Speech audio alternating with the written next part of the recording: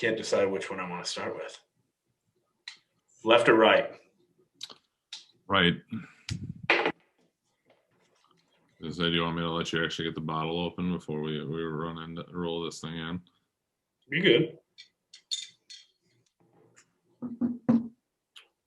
All right.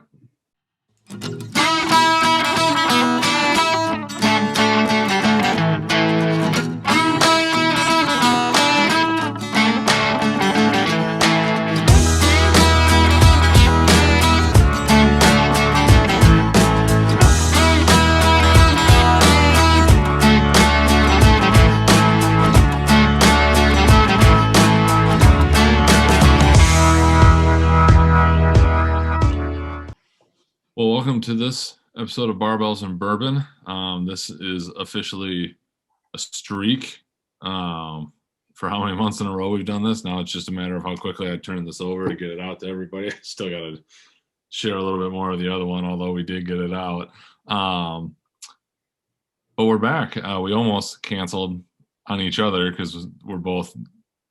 I mean, this is only our first week back, and I'm fried, and it's only Thursday, so we'll see how that goes. But either way, we're going to get through this. We're going to get it done. And the topic we've semi-settled on with this is, talking about overload, overpressure, and how we've managed that in our own unique ways. And if we wouldn't recommend how we've done it in the past, maybe some subtle changes if you could go back. Anywho, as always, got to rate and review some bourbon. Andy's not cheating tonight, so I'm actually going to let him go first because he got some, and we'll start there. So I just opened this, to be fair. So this is called Blade and Bow. It's pretty sweet. You get a little key with it. Ooh. Cool little bottle. Nice. I don't remember what I paid for it, $40, I think. I intentionally didn't look up anything. I haven't ever heard of this. No, I don't know that I have either, to be honest with you. Cool little bottle. Dig it. Yeah. Smells like whiskey. Digging the Yeti tumbler. Oh, yeah, man. Ooh, with the name. Even better.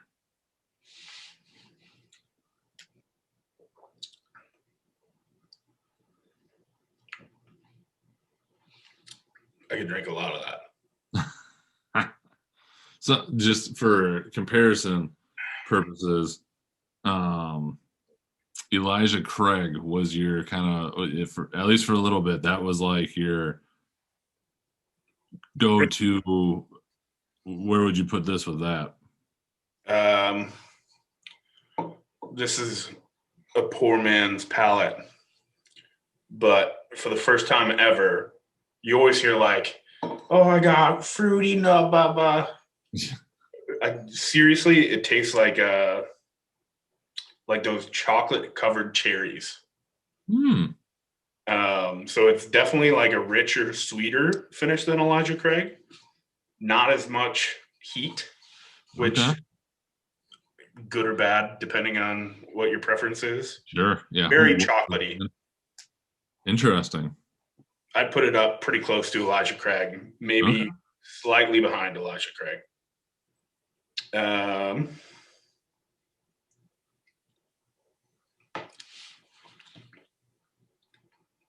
Give it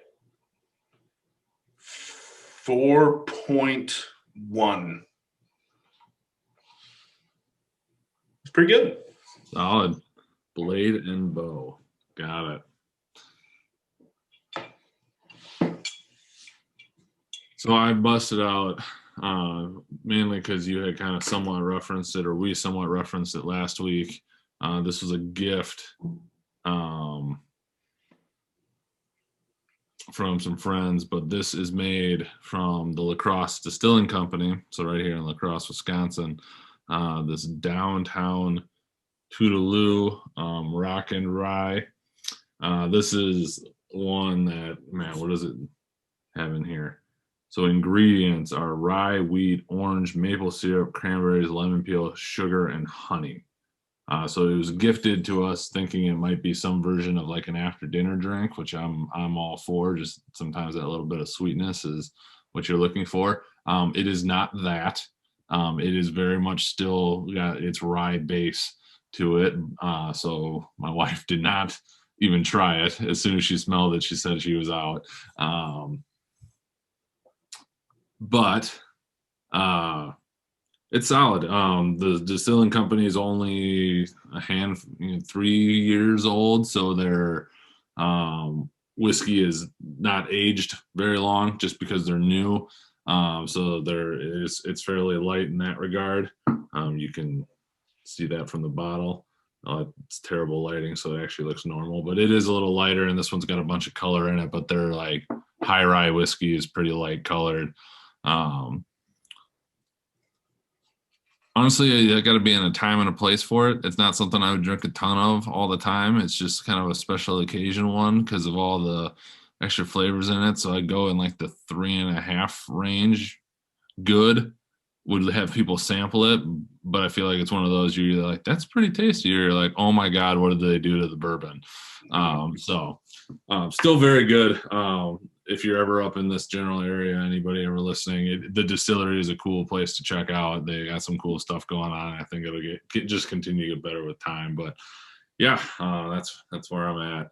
I know I did the Nika when we looked it up last week, and that was smooth. This not quite, but that's probably definitely the rye base. So yeah. And I am drinking it out of my Madison, Wisconsin mapped glass, which that's way classier than me. I've got these from my sister as a gift. I'm pretty excited about them. This was Gunny got this for good gift. Yeah. Pretty sweet. All right. In the interest of both of us getting some sleep and not falling asleep or not dozing off on each other. Obviously, COVID's been stressful in and of itself, and I kind of want to semi-remove that from the equation in this conversation because it is so unique, and help us that we never have to go through this in our lifetime again. Or that we get out of this in our lifetime at some point. It's also true. Very, very true. Since we do this more frequently now, this is being recorded on Thursday, February 4th, 21, but we'll also be out right around then. So we're in theory on the downslope, it sounds like, but with 4 or 5 variants in the world, who knows at this point when it comes to all that. But I know it's been stressful for me. I had a really interesting week and a half of heart rate through the freaking roof when I was sleeping. No good stuff in that regard, which is something that's never really happened to me before, which was interesting. But I know I've got my go-tos on what I try and do when I get stressed out, when I come back to, and they've evolved over the years. And I've got to imagine Andy, who has worked in some pressure cooker labs, and just kind of your general take on how you approach life, I think. Live fast, die hard, I feel like might be a good way to say it. But just talking about how you manage, when you've got a metric ton of work to do or things to get through, how do you go about it? What approaches do you take? And then, as we were joking about off camera, maybe if you could go back and do it different, what we would do there. So yeah, I don't exactly have the best place to start other than that's our background. Yeah. I think you could siphon this conversation in 2 different ways. One, how do you approach the metric ton of work to most effectively get it done? And then 2, how you manage the fact that you're under a metric ton of work. And I think importantly, you want to talk about number 2. I think that's probably the highlighted one. Um, like you kind of mentioned, I've had a variety of coping methods for stress. More recently, they've been less productive coping mechanisms. Previously, I had a much better handle on it. I think it's clearly highly individualized. So I've gone through the range of lifting was obviously my main Sure. burn off or blow off valve for a long time. Working out used to be my thing too. It isn't anymore, unfortunately. And then the metric ton takes that away from you. Yeah, it's hard at the time. And then I went into guitar is another good one. What I found is a consistent kind of pattern for me is I cope best when you're not alone with it. So for me, it doesn't have to be getting beers with buddies or whatever, but anytime I'm just around somebody else, where you can distract yourself from the pressure is pretty helpful to me, even if we don't ever talk about it whatsoever, even if it's not the fact that it's, I think it's for me just a reminder that there's life outside of that desolate area in your mind where you feel like panic mode all the time. That would be one of the healthier, I would say. But of course, as a lot of young men have gone through, I would say currently a lot of my stress management is in alcohol consumption. Not the healthiest, certainly at all. And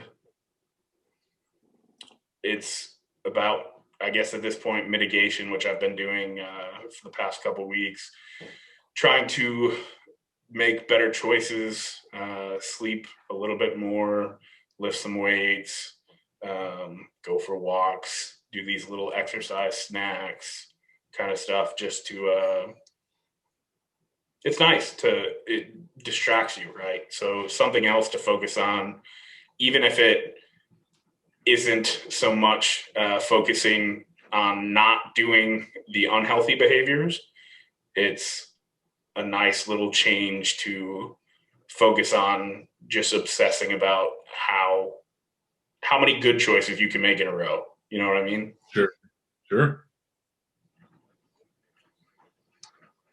I would say you, in particular, during this, without going into too many specifics, during this past year coming up now, you've had quite the stress load having a child, having to be a big part of some heavy decisions that affect a lot of people, and also trying to take care of your family while managing that and mostly being at home. Sure. What's been your go-to? So I feel like I'm my own worst enemy to some degree in some areas with this, and hear me out on it. So I enjoy just reading. Like if I were to flip this around or people were watching, like my whole other wall is just like books. It is my one collection thing that I'm okay with. Like I like having all of them, and I think it makes me look smart. It makes me feel smart, so I go with that. But I'm also a huge nerd in that every book I read, anything I highlight, I type up into notes, which has been beneficial in the past. And that's enough for me to continue to do it in terms of like looking things up to add, for a paper or something like that. I do the same thing with research articles because, again, huge nerd. Anywho, but what I get myself stuck in sometimes is this the concept of like the sunk cost fallacy. Like I could be reading a book and it is terrible. I'm not enjoying it. I'm not getting anything out of it. But I started the book. I'm going to finish the book. I know there's a lot of smart people out there that be like, "That's dumb. Why would you do that? Quit wasting your time." I'm sorry, I just that's one I can't get rid of. But ultimately, that can come back to be like a saving grace for me as well, because that's what I've tried to find is if I need to just chill out and go and just read something I want to read. Because also like doing coursework, I've got plenty of reading to do. But like, no offense to it right now, even though this book's not that bad, like reading the Knowledge Manager's Handbook isn't always as interesting as reading something like The Fifth Risk by Michael Lewis. That one I could crush in a night. This tries to put me to sleep a couple times. Still very good, not the whole thing, but between that or like I've got a stack of ones I've read that I need to take notes out of.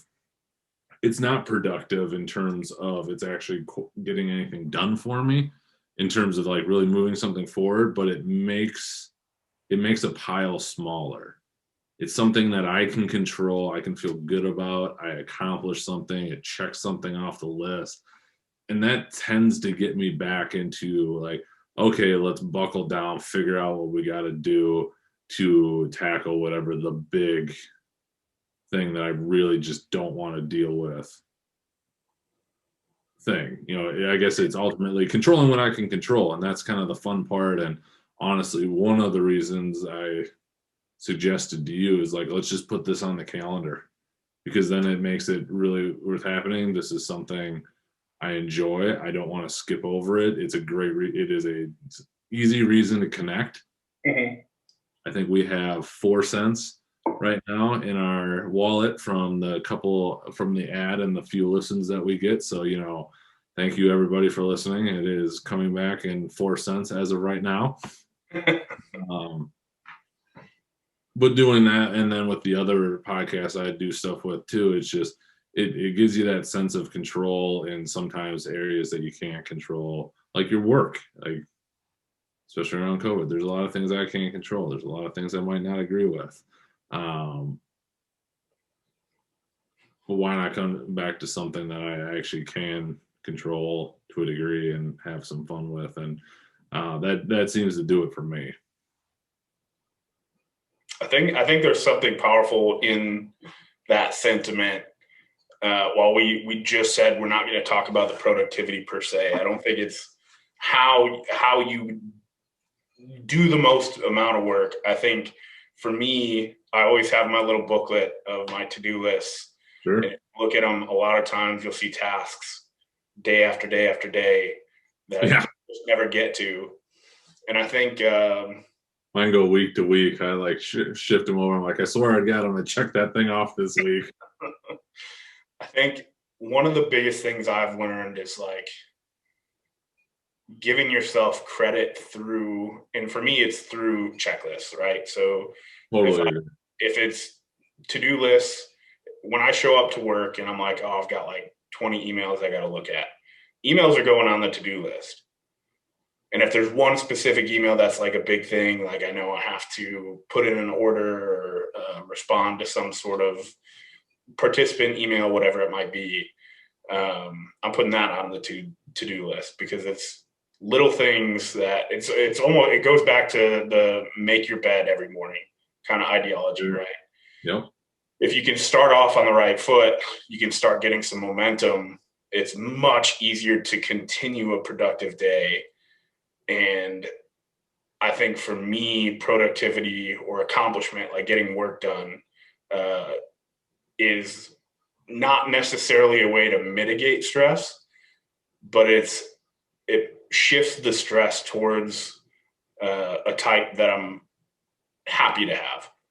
Like the type of stress that I get bogged down with is, like you just said, the things that aren't in my control, the things that I feel helpless about.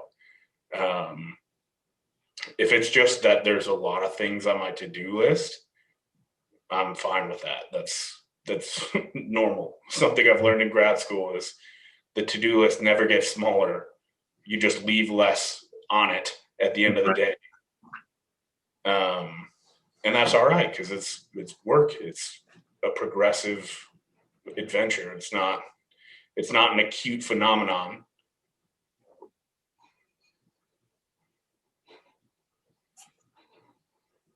I got a to-do list a mile long right now.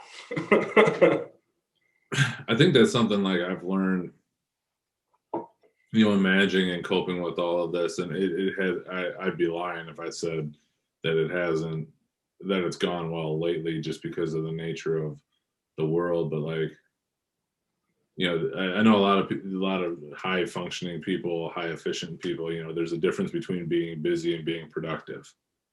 Um, I've learned to become okay with just busy from time to time, because it helps me chill out and get back to a place where I can be productive.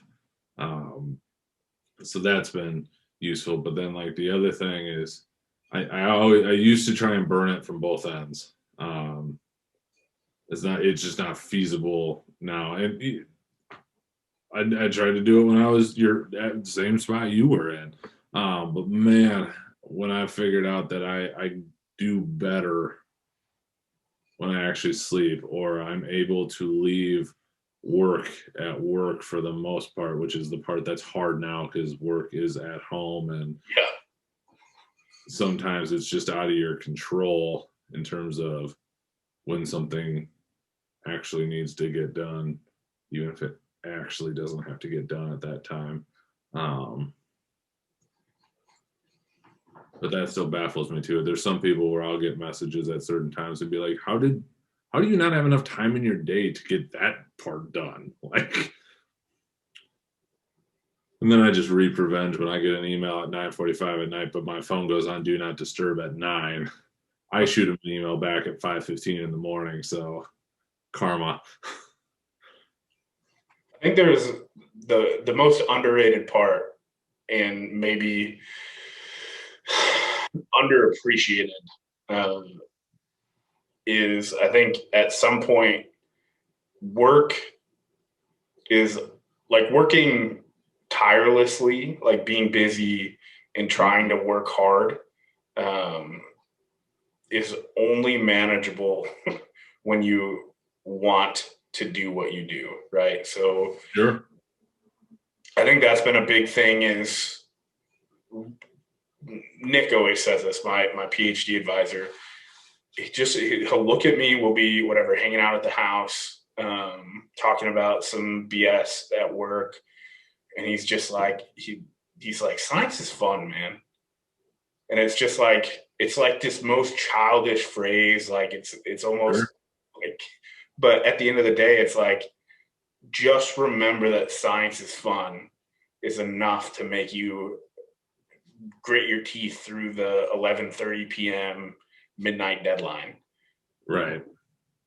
It's something that I might have forgotten a few times along the journey, and I will forget again at some point. But I think trying to remember that you love what you do makes a lot of the things that are normally like stressful, for me at least, very palatable. Yeah, I know that's been something, people are like, going back to school. Why? It's like, well, because I really want to learn this stuff. Like, it's been fascinating. Like, yeah, there's going to be classes where I'm like, oh my God, I don't care. Like, I don't want to read this. I don't want to learn this.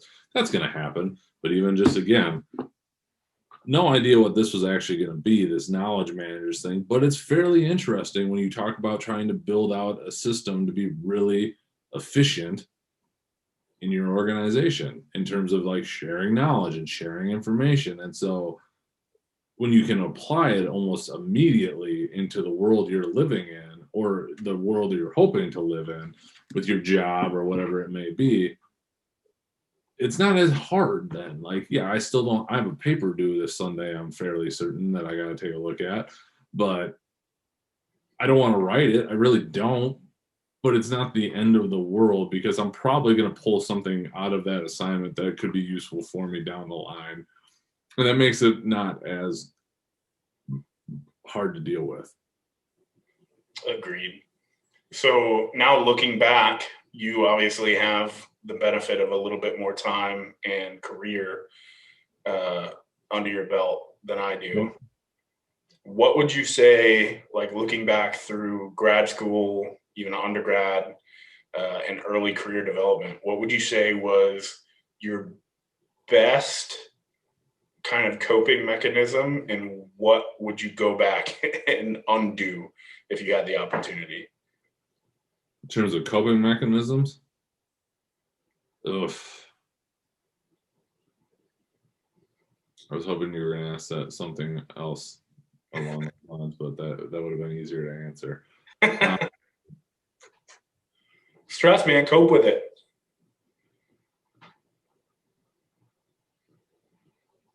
I mean, like going back to grad school for me, and this was, my first 1 or 2 years out as an athletic trainer, learned very, very quickly I didn't know what I was doing. Passed the test and everything. So I knew what I was doing, but I had no idea what I was actually doing. And that would follow me, single for part of the year, I'm thinking, but still, not married, not the person I was dating didn't live where I was, so yes, we were in contact, but it wasn't like I was coming home to them. But man, I would carry work home with me all the time and then stress about it and pretend, in hindsight, I will call it pretending, to try and go in and figure out what the answer is. Man, if I go back, I'm 10 years out from that. If I could go back and have that same job again, oh boy, would I do it completely different. Would I be able to look at things so differently? And that's how it should be, but my life would have been so much easier if I knew half of what I know now back then in terms of that. But so my coping mechanism, I think, was to try and figure it out, and I would stress about it, and it would be bad in terms of that, and it made for not a great existence. So if I go back and change that, like, yes, I understand that there were reasons they were stressful, but actually allowing myself to understand it's going to be there tomorrow. You can't fix it tonight. You can always go and look and try and figure something out, and I would do it better. That would also be a coping mechanism, to do that better if I actually knew what the hell I was doing then. But yeah, just not taking that home so much where it literally starts seeping into the rest of your life, and that's just it's not a fun existence, and that's made my life a lot better, and it's helped me in working with younger like ATs, and just basically seeing myself and being like, yeah, I've been there. Here's what you got to try and work through. I know it's going to suck. I know it's not easy it's easy for me to say it now, but man, you got to figure out how to work through it, or else it will consume you, and it'll shorten your career, and that's not good. Yeah, something clearly I struggle with a bit. Obviously, I don't perceive it as a struggle because at the current moment, I'm where you were, whatever, 10 years ago. So being in the kind of set up a placement for a career portion of my life, I tend to want to bring things home. Like I tend to want to wake up, work until I go to bed. Obviously, that doesn't happen. But I'm not opposed to, like, if I end up hitting a groove and I'm working till midnight, I'll work till midnight. That doesn't upset me. But I mean, it's clear to me that even some of the people I respect most in the field, who used to act in that manner, eventually got out of it. But I struggle with whether that's a bad thing at this point, right? Like, if it means, I think of it as sacrificing now for a better placement later. Mm-hmm. So basically paying into the system now so I can take back some of that time when I get into the middle of kind of my career, right? Some people say it's awful and you need better work-life balance. At this point, I don't disagree, but I don't agree, and not sure the best way to go about that. I think that's I think that's a good point we can get into here for a little bit, but I'm not pretending to be armchair psychologist, but I think there's a couple kinds of stress, and this is going to be stupidly simplified. So if anybody's listening to this that knows more than it, I'm sorry, knows more about it, I'm sorry. I mean, there's distress, the stuff that's the negative, right? Where that's you bringing your work home and stressing out about it because you don't really want to do it, but it needs to get done, but it's just going to be a problem throughout the whole process. Versus like this stress where, yes, it's stressful, but it's something that you're enjoying, and it's ultimately kind of a positive because it's elevating you to a higher degree, to almost what you said, like if I can put it in now and do so strategically, it's going to set me up to get there in the future. You just got to allow yourself to get there in the future. That's something else I kind of learned. Like, you can't keep saying the future is tomorrow. Well, you can, but then just keep saying that because it will always be true. I'm curious, and I'm going to throw it back to you here in a second on like your take on work-life balance. I will say had, just because things have changed with obviously COVID and then having started a family, of like work-life balance when you really like your thing, like what you do, and it becomes kind of a part of you, isn't really a thing. Like, it's too hard to draw a clear line. I've come to like the concept of work-life like flow. And that's one I always use specifically in the job of athletic training, is like, there's going to be no way to have work-life balance, in quotes, during football season. It's just busy. And I try to do a good job to not be there more hours than I need to, but it's just busy. And so in that part of my work part of my life is flowing higher than the life part of it. But then when football's done, we can reshift this thing around a little bit to make sure. And so, yes, it ultimately maybe becomes a little balanced, but you just it's this like wave of things depending on what it is. And again, like me coming home and reading a book about leadership or organizations or whatever it is, like some people are like, why do you keep reading? Or like, why are you working or reading a journal article? Well, I enjoy it. Like, I like learning about it. Like, it's not a bad stress for me to sit here and scroll through that and pick up a couple nuggets of information. And so to me, there's still a line there. That just happens to be what I like to read versus, no offense to it, Harry Potter or something. So I think that's an important, I actually had this argument pretty, we'll say passionately, with somebody relatively recently, somebody who had, I think, their intentions were good, but I just disagreed pretty wholeheartedly about, they were saying basically I need to slow down and take more time to rest and recoup and leave more of work at work, and have more life to the work-life balance. But the only thing, obviously, when you're impassioned a bit, like you have a tough time trying to be the most intellectual that you could be if you were more calm. The only thing I could coherently spit out was something like, work-life balance for me, I define my life by my work. So it's hard for me to say work-life balance in any meaningful way, because I'm in a place that's away from my family. I have a great small group of friends here, but they're all coworkers as well. That, not to say I wouldn't take a bullet for them, but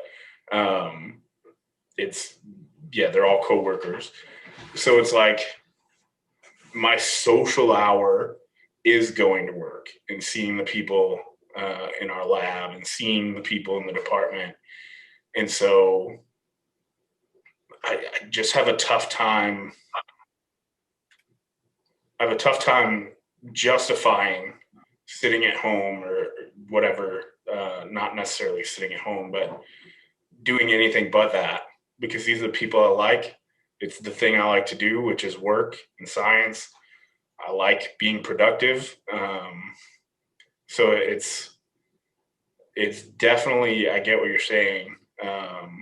I don't see that as a bad thing. Like, I'm not sitting at work. I mean, there are obviously sometimes in the lab at 11 o'clock, and I just want to bash my head against the keyboard. Sometimes I get in at whatever, 5 o'clock or 6 o'clock, and I'm pissed off that I have to be there so early.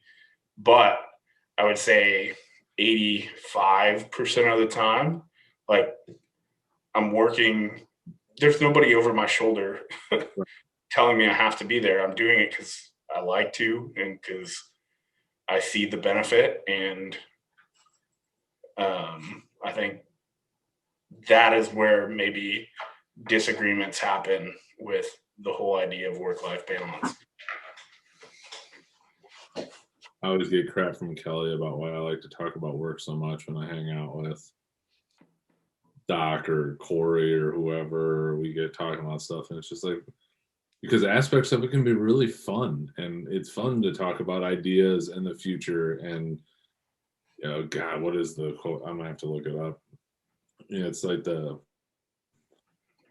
gonna look it up because I'm gonna butcher it if I don't. Just about what you talk about. And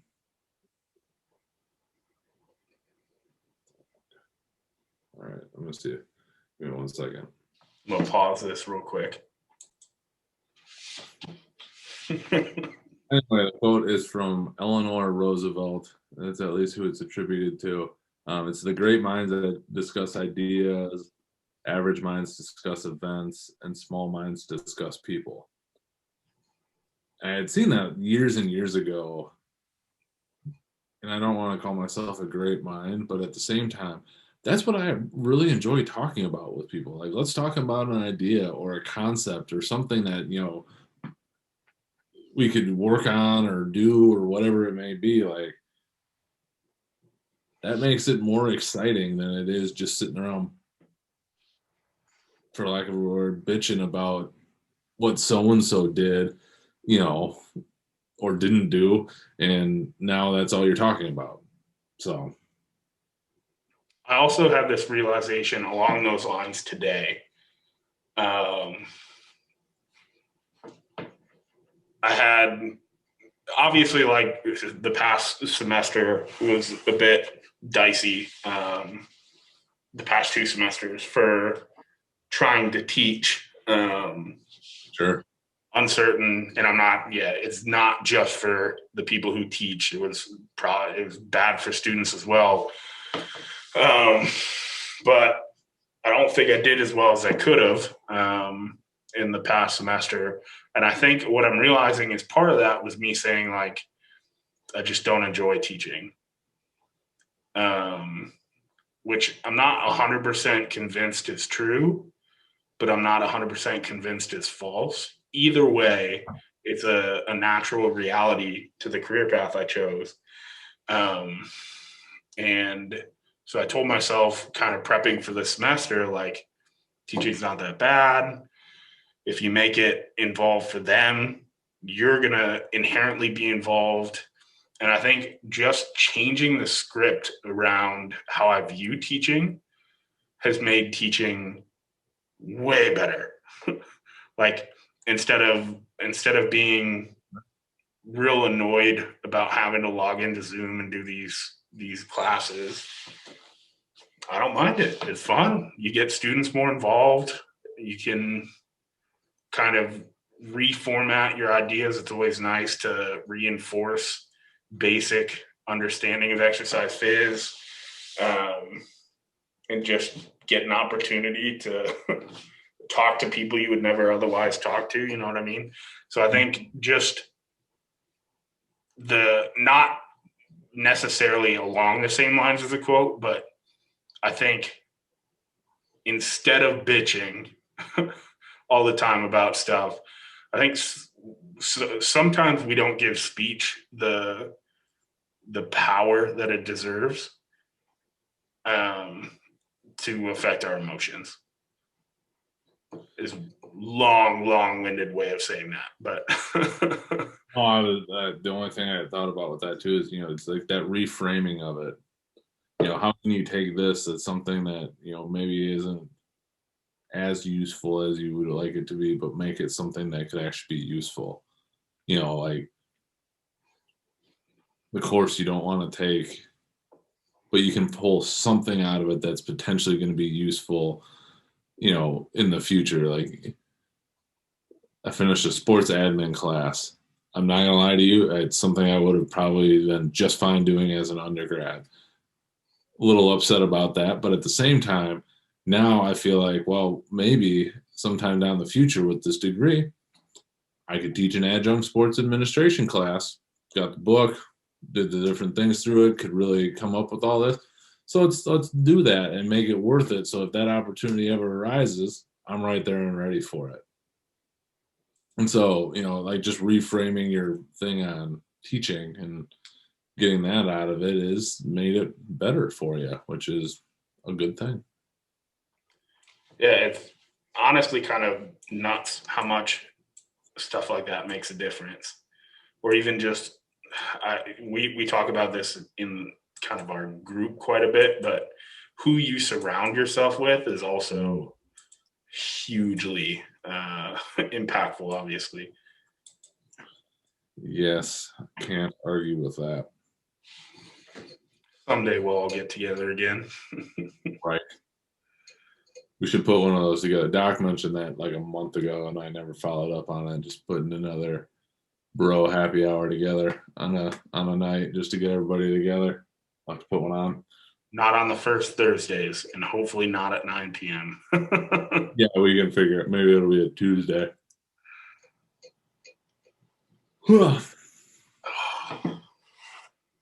Stress is a hell of a thing, man. Oh, yeah, man. And